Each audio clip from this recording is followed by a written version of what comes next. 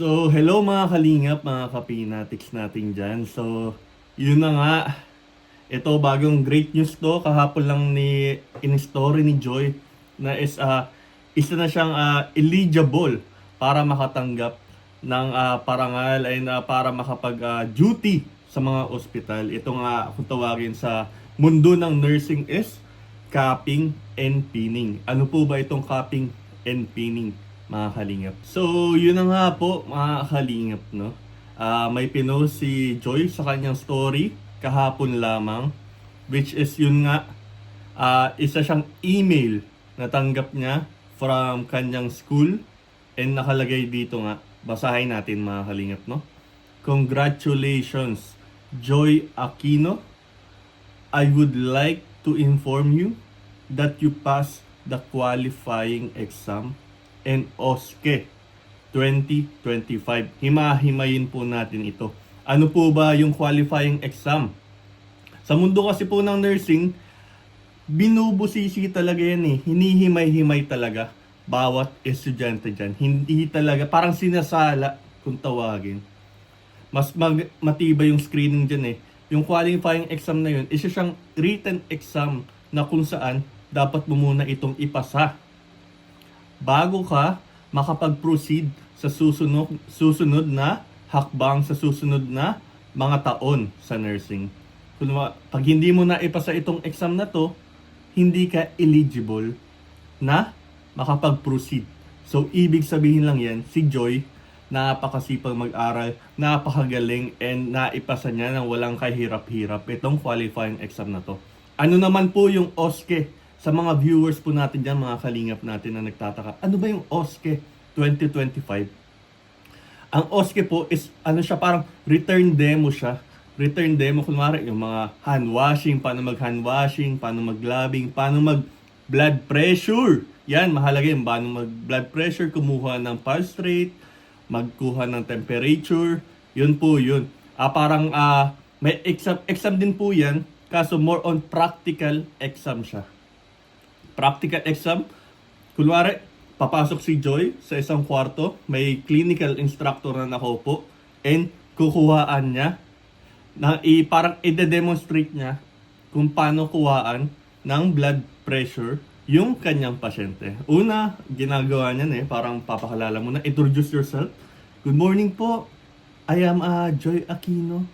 Ako po ang magiging nurse mo ngayong araw. Wow, mga ganun po yan. Tapos, ito po, kukuha lang po tayo ng blood pressure and pahiram po muna ng inyong kamay. Mga ganun po yun, mga kalingap. Ganun yun, ganun yung OSCE na yun. And naipasa siya ni Joy.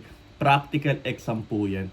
Kaya medyo nalilinawan na tayo, naihimay na natin tong email, no? Next, nakalagay dito, you are now an official candidate for the 12 capping, pinning, and candle lighting ceremony. Yan na nga po yun. Isa siyang ceremony. Pag ito, nabago na yung curriculum eh. Sa amin, second year siya ngayon.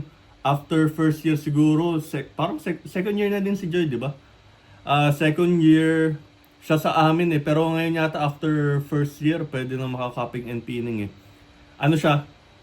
Parang ceremony siya na kung saan eligible ka na mag-duty sa ospital, mag-handle ng pasyente as a student nurse. Yun po yun, mga kalingap. So, ito pa, meron pa tayong mabusising explanation nung capping and pinning. Yun na nga, isa siyang mahalagang seremonya na ginaganap sa paaralan ng nursing, which is yung school nga niya, Lord Our Lady of Lourdes Foundation. Hindi po siya sponsored hindi po ako bayad ng Our Lady of Lourdes. Bilang tanda ng paglipat ng estudyanteng nurse mula sa theoretical learning, yung mga libro lang, patungo sa clinical practice po, mga kalingap. Yun na nga, isa itong tradisyon ng bahagi ng pagsasanay bilang isang nurse. Kasi po, ang nurse, hindi lang siya puro sa theory, puro kaalaman.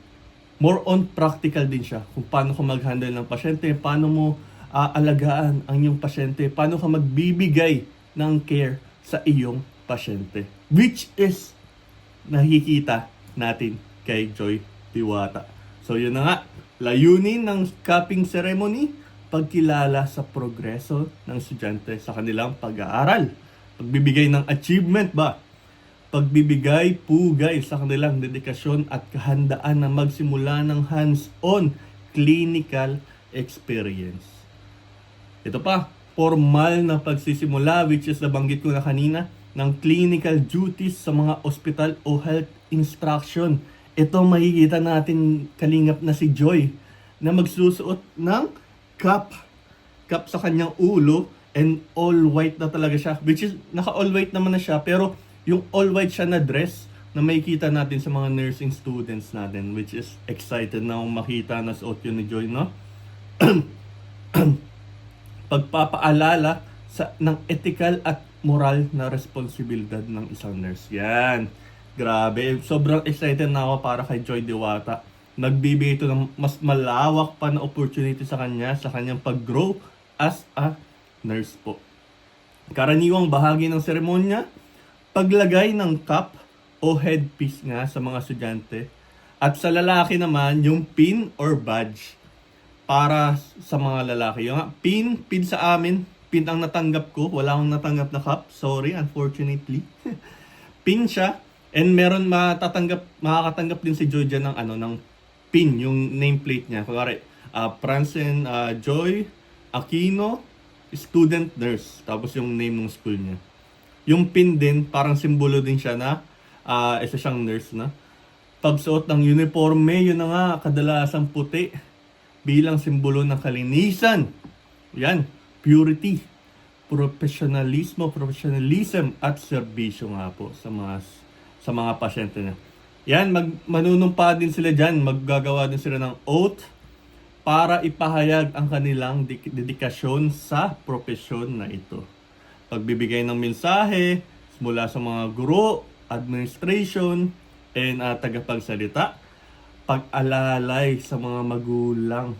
Pag-aalay sa mga magulang sa pagtaguyod bilang pasasalamat. Yes, magpapasalamat din dyan yung mga estudyante sa kanilang mga parents. Siyempre, sa Team Kalingap, dapat pasalamatan din yung ni Joy and sa kanyang mga sponsors dahil yung nag-i-sponsor ng kanyang pag-aaral, no? Napakalaking tulong. Shoutout po sa inyong lahat dyan. Sorry, hindi ko po kayo kilala personally, pero taus-puso po ako nagpapasalamat, no? Yun na nga. Ito yun, so yun na nga mga Kalingap. Grabe, sobrang nalinawan na kayo kung ano nga po yung capping ceremony. Hindi ko alam yung exact schedule ng capping ceremony ni Joy, pero sobrang excited na po ako mga Kalingap, no? So yun na nga. Grabe. Grabe, another achievement to para kay Joy, and sobrang excited na ako sa ceremony and makita siya in all white wearing that cap and ready na mag-duty. So yun nga po mga Kalingap, mga kapinatics natin. Kung bago ka lang po sa aking YouTube channel, please subscribe po para maabot na natin ang 100k views. Leave a like below and comment po kung ano pa pang mga gusto nyong malaman regarding sa aking topic. So yun na nga po, ako po si Kuya P. Magpapaalam na muna, ingat kayo dyan parate, and cheers!